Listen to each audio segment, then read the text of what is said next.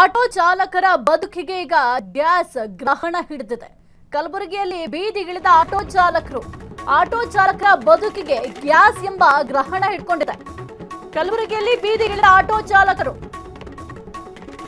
ಕೆರಳಿದ Kalyana Karnataka auto ಚಾಲಕರ ಸಂಘ SVP ವೃತ್ತದಿಂದ ಜಿಲ್ಲಾಧಿಕಾರಿ ಕಚೇರಿಯವರೆಗೂ ಕೂಡ ಪ್ರತಿಭಟನೆ. ಸರ್ಕಾರಗಳ ವಿರುದ್ಧ ಧಿಕ್ಕಾರವನ್ನ ಕೂಗಿ ಆಕ್ರೋಶವನ್ನ ವ್ಯಕ್ತಪಡಿಸಿದ್ದಾರೆ. ಜಿಲ್ಲೆಯಲ್ಲಿ ಆಟೋಗೆ ಗ್ಯಾಸ್ ಸರಿಯಾಗಿ ಸಿಗ್ತಾ ಇಲ್ಲ. ಬಂಕ್ನಲ್ಲಿ ಮನ ಬಂದಂತೆ ದರ ನಿಗದಿ ಮಾಡಿದ್ದಾರೆ. ಎಲ್ಲಾ ಬಂಕ್ಗಳು ಸಹ ಬಂದ್ ಆಗಿದೆ. ಸಮರ್ಪಕವಾಗಿ ಗ್ಯಾಸ್ ಒದಗಿಸುವಂತೆ ಆಗ್ರಹವನ್ನ ಮಾಡಿದ್ದಾರೆ. ಯುದ್ಧ ಮುಗಿಯುವವರೆಗೂ ಕೂಡ ಪ್ರೋತ್ಸಾಹ ಧನವನ್ನ ಕೊಡಬೇಕು. ಕಲಬುರಗಿಯಲ್ಲಿ ಈಗ ಆಟೋ ಚಾಲಕರು ಸಿದ್ಧರಿದ್ದಾರೆ. ಯುದ್ಧ ಇದೆ, ಯುದ್ಧದಿಂದ ಇಲ್ಲೇನೂ ಕೂಡ ಸಮಸ್ಯೆಗಳೇ ಆಗಲ್ಲ ಅಂತ ಹೇಳ್ತಾ ಇದ್ರು. ಆದ್ರೆ ಯುದ್ಧದಿಂದ ಈಗ ಸಾಕಷ್ಟು ಸಮಸ್ಯೆಗಳನ್ನ ನಾವು ಫೇಸ್ ಮಾಡ್ತಾ ಇದ್ದೀವಿ. ಸರ್ಕಾರಕ್ಕೆ ಸಮಸ್ಯೆ ಆಗಿದ್ಯೋ ಆಗಿಲ್ವೋ ಸೆಕೆಂಡ್ರಿ, ಆದ್ರೆ ಈಗ ನಮ್ಮ ಬದುಕು ಬೀದಿಗೆ ಬಂದು ನಿಂತಿದೆ. ನಮ್ಮ ಬದುಕು ನಡಿಬೇಕು ಅಂತಂದ್ರೆ ಅಟ್ಲೀಸ್ಟ್ ಸರ್ಕಾರ ನಮಗೆ ಸಹಾಯ ಧನವನ್ನಾದ್ರೂ ಕೊಡಬೇಕು. ಈ ಒಂದು ಯುದ್ಧ ನಿಲ್ಲುವವರೆಗೂ ಕೂಡ ನಮಗೆ ಸಹಾಯ ಧನವನ್ನ ಕೊಡಲೇಬೇಕು ಅಂತ ಆಟೋ ಚಾಲಕರು ಆಗ್ರಹವನ್ನು ಕೂಡ ಮಾಡ್ತಾ ಇದ್ದಾರೆ. ಜೊತೆಗೆ ಸರ್ಕಾರಗಳ ವಿರುದ್ಧ ಧಿಕ್ಕಾರವನ್ನು ಕೂಗಿ ತಮ್ಮ ಆಕ್ರೋಶವನ್ನು ಕೂಡ ವ್ಯಕ್ತಪಡಿಸ್ತಾ ಇದ್ದಾರೆ. ದೃಶ್ಯಾವಳಿಯಲ್ಲಿ ಗಮನಿಸ್ತಾ ಇದ್ದಾರೆ. ಎಸ್ವಿಪಿ ವೃತ್ತದಿಂದ ಜಿಲ್ಲಾಧಿಕಾರಿ ಕಚೇರಿವರೆಗೂ ಕೂಡ ಆಟೋ ಚಾಲಕರು ಪ್ರೊಟೆಸ್ಟ್ ಮಾಡಿದ್ದಾರೆ.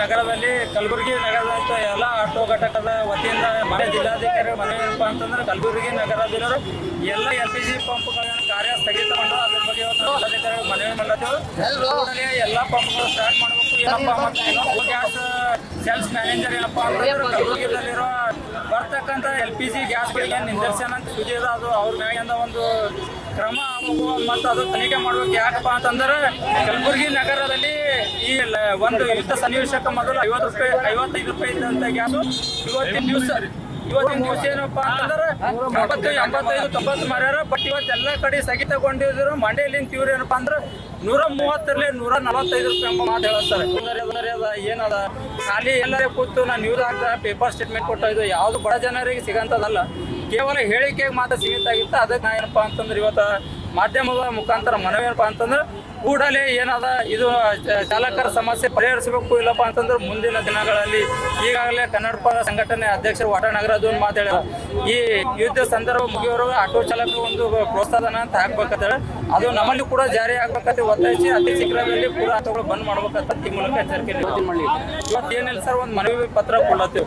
ಈಗಾಗಲೇ ಒಂದು ಸಂಬಂಧಪಟ್ಟ ಆಹಾರ ಇಲಾಖೆಗೆ ಒಂದು ಮನವಿ ಕೊಟ್ಟಿದ್ದೆವು ಮತ್ತು ವೇಟ್ ಅಂಡ್ ಮೆಜರ್ಮೆಂಟ್ ಕೊಟ್ಟಾಗ ಅವ್ರು ಏನಂದ್ರೆ ಇವೆಲ್ಲ ಖಾಸಗಿ ಪಂಪ್ ನಮ್ಮ ವ್ಯಾಪ್ತಿ ಬಲ್ಲ ಅಂತಾರೆ. ಇವತ್ತು ಅದಕ್ಕೆ ನಾವೊಂದು ಅಧಿಕಾರಿಗೆ ಒಂದು ಕ್ವಶನ್ ಮಾಡ್ತೀನಿ. ಏನಪ್ಪಾ ಅಂತಂದ್ರೆ ಇವು ಖಾಸಗಿ ಅವರ ಅನುಮತಿ ಇಲ್ಲದೆ ನಡೀತಾವೇನು? ಆಹಾರ ಮತ್ತು ನಾಗರಿಕ ಸರಬರಾಜು ಮತ್ತು ತೂಕ ಮಾಪನ ಶಾಸ್ತ್ರ ಇಲಾಖೆ ಅನುಮತಿ ಇಲ್ಲದೆ ಪೆಟ್ರೋಲ್ ಪಂಪ್ ನಡೀಲತ್ತು. ಅವ್ರಿಗೆ ದರ ನಿಗದಿ ಮಾಡ ಹೆಚ್ಚಿನ ಮಾಹಿತಿ ನೀಡ್ತಾರೆ ನಮ್ಮ ಪ್ರತಿನಿಧಿ ಪುರುಷೋತ್ತಮ್. ಸದ್ಯಕ್ಕೆ ಆಟೋ ಚಾಲಕರ ಬದುಕು ಬೀದಿಗೆ ಬಂದಿದೆ. ತಮ್ಮ ಜೀವನವನ್ನ ನಡೆಸಬೇಕು ಅಂತಂದ್ರೆ ಆಟೋ ಓಡಿಸಲೇಬೇಕು. ಅಂಥದ್ರಲ್ಲಿ ಈಗ ಗ್ಯಾಸ್ ಸಿಗದೆ ಪರದಾಡ್ತಾ ಇದ್ದಾರೆ. ಈ ಒಂದು ವಿಚಾರಕ್ಕೆ ಸಂಬಂಧಪಟ್ಟಂತೆ ಪ್ರೊಟೆಸ್ಟ್ ಕೂಡ ಮಾಡ್ತಾ ಇದ್ದಾರೆ. ಈ ಒಂದು ಪ್ರೊಟೆಸ್ಟ್ ಯಾವ ರೀತಿ ನಡೀತಾ ಇದೆ, ಜೊತೆಗೆ ಏನೆಲ್ಲ ಬೇಡಿಕೆಗಳನ್ನು ಇಟ್ಕೊಂಡಿದ್ದಾರೆ ಆಟೋ ಚಾಲಕರು? ನಿಜಕ್ಕೂ ಏನೋ ಈ ಇಸ್ರೇಲ್ ಇರಾನ್ ಯುದ್ಧದ ಎಫೆಕ್ಟ್ ಇದೆ ಈಗ ಕಲಬುರಗಿಯಲ್ಲಿ ಆಟೋ ಚಾಲಕರ ಮೇಲೆ ಬಿದ್ದಿರುವಂತದ್ದು. ಕಲಬುರಗಿ ನಗರದಲ್ಲಿ ಆಟೋ LPG ಸಿಗಲಾರದ ಹಿನ್ನೆಲೆಯಲ್ಲಿ ಆಟೋ ಚಾಲಕರ ಸಂಘದಿಂದ ಇವತ್ತು ಬೃಹತ್ ಪ್ರತಿಭಟನೆಯನ್ನ ಮಾಡ್ತಾ ಇರುವಂತದ್ದು. ಕಲಬುರಗಿ ನಗರದ SVP ವೃತ್ತದಿಂದ ಕಲಬುರಗಿಯ ಜಿಲ್ಲಾಧಿಕಾರಿ ಕಚೇರಿಯವರೆಗೂ ಕೂಡ ಅವರು ಹೋರಾಟವನ್ನು ಮಾಡ್ತಾ ಇರುವಂತದ್ದು. SVP ವೃತ್ತದಿಂದ ಜಿಲ್ಲಾಧಿಕಾರಿ ಕಚೇರಿವರೆಗೂ ಪಾದಯಾತ್ರೆ ಮುಖಾಂತರ ಅವರು ಹೋರಾಟಕ್ಕೆ ಇಳಿದಿರುವಂತದ್ದು. ಸರ್ಕಾರದ ವಿರುದ್ಧ ಧಿಕ್ಕಾರವನ್ನ ಕೂಗಿ ಆಕ್ರೋಶವನ್ನ ವ್ಯಕ್ತಪಡಿಸಿರುವಂತದ್ದು. ಕಲಬುರಗಿ ನಗರದಲ್ಲಿ ಸುಮಾರು 13,000 ಆಟೋಗಳು ಕೇವಲ ಎಲ್ಪಿಜಿ ಗ್ಯಾಸ್ ಅನ್ನೇ ನಂಬಿಕೊಂಡು ಜೀವನವನ್ನು ಮಾಡ್ತಾ ಇರುವಂತದ್ದು. ಹೀಗಾಗಿ ಕೇವಲ 14 ಎಲ್ಪಿಜಿ ಬಸ್ಗಳಿದ್ರು ಕೂಡ ಕೇವಲ ಇದೀಗ 2-3 ಮಾತ್ರ ಆಗಿವೆ, ಉಳಿದವನ್ನೂ ಕೂಡ ಬಂದ್ ಆಗಿರುವಂತದ್ದು. ಈ ಹಿನ್ನೆಲೆಯಲ್ಲಿ ಅವರು ಯುದ್ಧ ಮುಗಿಯುವವರೆಗೂ ಕೂಡ ಪ್ರೋತ್ಸಾಹ ಧನವನ್ನ ನಿಗದಿ ಮಾಡಬೇಕು ಸರ್ಕಾರ. ಕಲಬುರಗಿಯಲ್ಲಿ ಕಲ್ಯಾಣ ಕರ್ನಾಟಕ ಆಟೋ ಚಾಲಕರ ಸಂಘದಿಂದ ಇದೀಗ ಒತ್ತಾಯವನ್ನ ಮಾಡಲಾಗಿರುವಂತದ್ದು. ಹೋರಾಟಗಾರರು ವಟ ನಾಗರಾಜ್ ಅವರು ಕೂಡ ನಿನ್ನೆ ಹೋರಾಟಗಾರರಿಗೆ ಪ್ರೋತ್ಸಾಹ ಧನವನ್ನ ನೀಡಿ ಅಂತಕ್ಕಂಥ ಚಾಲಕರಿಗೆ ಮಾತನ್ನ ಹೇಳಿದ್ರು. ಇದೀಗ ಜಿಲ್ಲಾಡಳಿತ ಕೂಡಲೇ ಆಟೋ ಚಾಲಕರ ಬೆಂಬಲಕ್ಕೆ ಬರಬೇಕು, ಇಲ್ಲಾಂದ್ರೆ ನಮ್ಮ ಪರಿಸ್ಥಿತಿ ಅಧೋಗತಿ ಆಗಿದೆ. ಕಲಬುರಗಿ ನಗರದಲ್ಲಿ ಆಟೋ ಎಲ್ಪಿಜಿ ಸಮರ್ಪಕವಾಗಿ ಸಿಗ್ತಾ ಇಲ್ಲ ಮತ್ತು ಒಂದ್ ಕಡೆ ಆಟೋ ಚಾಲಕರ ಬದುಕು ಕೂಡ ಬರಬಾದಾಗಿದೆ ಅಂತಕ್ಕಂಥ ಮಾತನ್ನ ಆಟೋ ಚಾಲಕರು ಹೇಳ್ತಾ ಇರುವಂತದ್ದು. ಇದೀಗ ಅವರ ಆಟೋ ಚಾಲಕರ ಸಂಘದಿಂದ ಬೃಹತ್ ಪ್ರತಿಭಟನೆಯನ್ನ ಮಾಡ್ತಾ ಇರುವಂತದ್ದು. ಕೂಡಲೇ 14 ಪಂಪ್ಗಳನ್ನು ಕೂಡ ಕಾರ್ಯನಿರ್ವಹಿಸುವಂತೆ ಮಾಡಬೇಕು ಮತ್ತು ಪ್ರತಿಯೊಂದು ಕಡೆ ದರದಲ್ಲೂ ಕೂಡ ಬದಲಾವಣೆ ಆಗ್ತದೆ. ಒಂದೇ ರೀತಿಯಾದ ದರವನ್ನ ನಿಗದಿ ಮಾಡಿ ಅಂತಕ್ಕಂಥ ಹಲವು ಬೇಡಿಕೆಗಳನ್ನ ಇಟ್ಟುಕೊಂಡು ಇವತ್ತು ಕಲ್ಯಾಣ ಕರ್ನಾಟಕ ಆಟೋ ಚಾಲಕರ ಸಂಘದಿಂದ ಬೃಹತ್ ಪ್ರತಿಭಟನೆಯನ್ನ ಮಾಡ್ತಾ ಇರುವಂತದ್ದು. ಜಿಲ್ಲಾಡಳಿತ ಕೂಡಲೇ ಆಟೋ ಚಾಲಕರ ಬೆಂಬಲಕ್ಕೆ ಬರದೇ ಇದ್ರೆ ಮುಂದಿನ ಪ್ರಮಾಣದಲ್ಲಿ ಜಿಲ್ಲೆಯಲ್ಲಿರುವಂತಹ ಎಲ್ಲಾ ಆಟೋಗಳನ್ನ ನಾವು ಬಂದ್ ಮಾಡ್ತೀವಿ, ಮತ್ತೆ ಹೋರಾಟವನ್ನ ಕೂಡ ಮುಂದೆ ಆದಷ್ಟು ಉಗ್ರ ರೂಪಕ್ಕೆ ಹೋಗುತ್ತೆ ಅಂತಕ್ಕಂಥ ಎಚ್ಚರಿಕೆಯನ್ನ ಆಟೋ ಚಾಲಕರ ಸಂಘದಿಂದ ನೀಡ್ತಾ ಇರುವಂತದ್ದು. ಕ್ಷಣ ಕ್ಷಣದ ಸುದ್ದಿಗಳಿಗಾಗಿ ಫ್ರೀಡಂ ಟಿವಿ ಸಬ್ಸ್ಕ್ರೈಬ್ ಮಾಡಿ, ಲೈಕ್ ಮಾಡಿ ಹಾಗೂ ಫಾಲೋ ಮಾಡಿ. ಹೊಸ ಸುದ್ದಿಗಳ ನೋಟಿಫಿಕೇಶನ್ಗಾಗಿ ಬೆಲ್ ಐಕಾನ್ ಮೇಲೆ ಕ್ಲಿಕ್ ಮಾಡಿ.